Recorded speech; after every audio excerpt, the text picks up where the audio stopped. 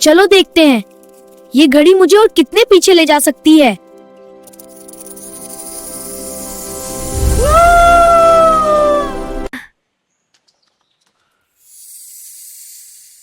ये जगह तो मुझे पहले से भी ज्यादा पुरानी लग रही है।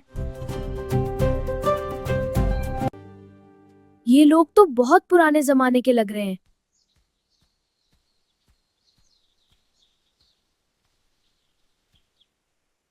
बेटा, तुम कौन हो और कहां से आए हो?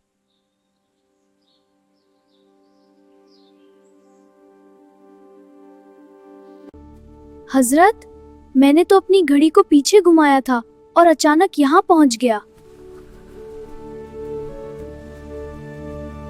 बेटा, तुम बहुत दूर के जमाने से आए हो। ये 400 साल पहले का जमाना है और तुम्हें वक्त की घड़ी मिल चुकी है।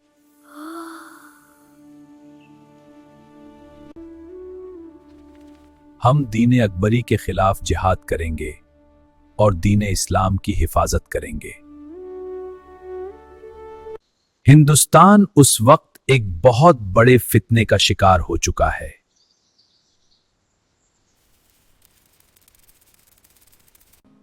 दीन इस्लाम अल्लाह और उसके रसूल सल्लल्लाहु अलैहि वसल्लम से मोहब्बत का नाम है।